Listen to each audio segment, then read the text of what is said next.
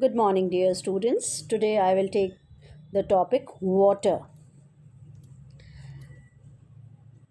As you know that a major part of all living organisms is made up of water. And human body has about 65% and some plants have as much as 95% water. You are very much aware about water, its physical, its chemical properties, and hard water, soft water, how to just remove the hardness of water. But let's revise it here once more. So, physical properties of water, it is a colorless, tasteless, odorless liquid, and the unusual properties of water is the liquid and solid state are due to the presence of extensive hydrogen bonding between water molecules. Okay, and this leads to high freezing point, high boiling point, high heat of vaporization, and high heat of fusion in comparison to hydrogen sulfide. Water also has higher specific heat, thermal conductivity, dielectric constant, etc. And due to hydrogen bonding with polar molecules, even covalent compounds like glucose, alcohols also get dissolved in water. We can make a table for physical properties of water, and we can write its boiling point, melting point, enthalpy of formation, enthalpy of vaporization. A table can be drawn for it, but I think we will make the table when we will compare between water and heavy water. Now let's see the structure of water. Here you can see a bent structure of water molecule, and the water molecule has a dipole. Okay, how the angle between hydrogen is 104.5 degrees centigrade, and bond length of oxygen hydrogen is 95.7 picometer. And you can see the hybridization as well. Hydrogen, when you will make the diagram of water, you will see that two bond pairs and two lone pairs are here. Okay, and this will be the structure of water. Now let's see what the structure of ice. Examination of ice crystals with X-ray shows that each oxygen atom is surrounded tetrahedrally by four other oxygen atoms at a distance of 276 picometer. And hydrogen bonding gives an open cage like structure to ice, so they have empty space. And we have seen this in chapter 4 also, chemical bonding. So what the bridges and the open framework collapse, causing water molecules to fall into the empty spaces when ice melts. What happens when ice melts? And this close packing of molecules allows the liquid to occupy a smaller volume than the ice, and the density increases. Now let's see the chemical properties of water. We have to remember that, as it is written here, acid base nature means it is having a amphoteric nature. It has the ability to act as an acid as well as base. Example is here, when water reacts with acid, you can see hydronium ion and chloride ion is formed, acid and base is formed. When water is reacting with ammonia, it is forming acid and base. So we call it that water is having a amphoteric nature, and autoprotolysis of water accounts for its amphoteric character. Oxidation and reduction reaction is shown by the water, means it will show you a redox reactions. Examples are given here. Next is hydrolysis reaction. Compounds like calcium hydride, aluminium nitride, calcium phosphide, calcium carbide, silicon halide, all the reactions are given in your book. You can go through it. When these reacts with water, okay, corresponding compounds are formed. This will become easy for you all to write with the reaction with water.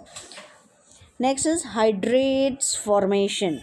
Water reacts with certain metal salts to form hydrates, and in hydrated salts water may remain in 5 types.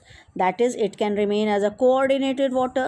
If I will write the example, let me see if it is given. Okay, I will give you the example of hydrated coordinated water. Cr H2O 6 3 plus 3Cl minus.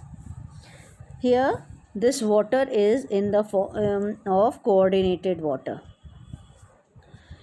Interstitial water BaCl2 dot 2H2O. Hydrogen bonded water, lattice water, zeolitic water, clathrate water. These are the different types of hydrates which are formed only in the presence of water. Next is hard and soft water. So as you know that a sample which easily produces lather with soap is known as soft water, while hard water doesn't produce lather with soap easily. And the reason, what are the reason for the water to be hard? Actually, hard water does not give lather with soap due to the presence of calcium and magnesium salts in the form of hydrogen carbonate, chloride and sulfate in water. And water free from soluble salts of calcium and magnesium is called soft water. It gives lather with soap easily. You may have studied about this in class 9th also, class 7th also, that hard water forms scum, a sticky type of substance. Scum, now you can call it precipitate, with soap which contains sodium salt of higher fatty acids. And soap reacts with hard water to precipitate calcium and magnesium. Calcium and magnesium stearate. Its stearate will be formed. Reactions you have already seen earlier also. Here also reaction is mentioned. You can see sodium stearate, calcium stearate, how it is getting converted into magnesium and calcium stearate. And hard water is harmful for laundry as well as for boilers. You know very nicely how in boilers the scales are formed, and that require more heat, means it wastes heat energy.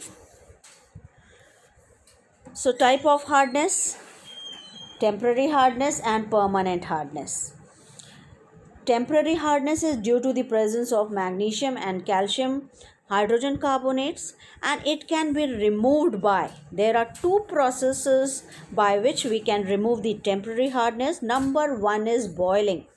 When we boil the water, and boiling, when you write, you have to write prolonged boiling, means we have to boil for long duration.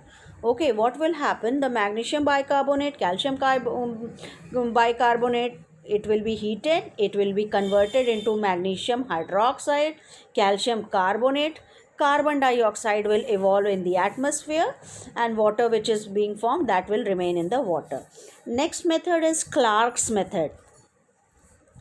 Clark's method, in this method, lime is added to precipitate out the calcium carbonate and magnesium hydroxide, which also can be further filtered off. Okay, reaction is given here: calcium bicarbonate, magnesium bicarbonate reacting with lime. Lime is our calcium hydroxide. You can see corresponding carbonate is being formed. Water is being released. Now let's see how we can remove the permanent hardness. And as you know that permanent hardness is due to the presence of soluble salts of magnesium and calcium in the form of chlorides and sulfates in water. And it is not removed by boiling. It is quite difficult to remove the permanent hardness by boiling, prolonged boiling, or through whole day you will boil, then too it will also not be removed. So there are different methods by which we can remove this hardness. Number one is treatment with washing soda.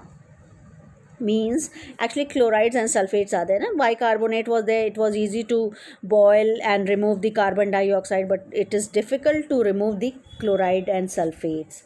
Okay, so treatment with washing soda. Soda is your sodium carbonate. When it will react, corresponding carbonate and chloride will be formed. Next is Calgon process. Calgon, which is also known as Graham salt, and it is the trade name of sodium hexametaphosphate. Okay, Calgon is sodium hexametaphosphate. The calcium ion and magnesium ions dissolved in hard water react with Calgon to produce complex ions, which are very inactive and don't produce a precipitate with soap. So one of the method is one was treatment with washing soda, second is your Calgon's method, third is your zeolite method. Zeolite method or permuted method or ion exchange method, these all are similar. In this, what happens, hydrated sodium aluminium silicates, which are called zeolites, we can denote it by Z. Suppose sodium zeolite Na2Z, this will be your zeolite. This reacts with corresponding chlorides of calcium and magnesium. Calcium magnesium zeolite will be formed and sodium chloride will be formed. So zeolite is said to be exhausted as the sodium is consumed, which is regenerated by treatment with sodium chloride solution. Okay, so zeolite, after using for some time, we will find that zeolite is getting exhaust. So to regenerate it, we just make it to react with sodium chloride, and again we will get proper sodium zeolite, which will react with your further chlorides of hard water. Next is your, after water we will study about hard water. After water we will study about heavy water. What is heavy water? Water is your H2O. When we will take the next isotope of hydrogen, that is deuterium, that is denoted by capital D, D2O. Water is your H2O and heavy water is your D2O. D2O is your heavy water. We also call it deuterated water. So heavy water is extensively used as a moderator in nuclear reactors and is in exchange reactions for the study of reaction mechanism. And it can be prepared by exhaustive electrolysis of water or as a byproduct in some fertilizer industries. Heavy water, I think you may have heard about the water which is being added in your four-wheelers. That water which is added is heavy water, deuterated water. And this heavy water is used in the preparation of other deuterium compounds. Examples are given here: calcium carbide, sulfite, aluminium carbide. When it reacts with deuterated water, corresponding deuterium are formed. And D2O is deuterated water is extensively used as a moderator in nuclear reactors in exchange reactions for the study of reaction mechanism. Okay. Should I continue with the other topic also, hydrogen peroxide? Okay, I will take that topic in my next lecture. This is your easy chapter. In one listening you can understand, and the last hydrogen peroxide topic I will give you in a separate small lecture. Okay, thank you so much, children.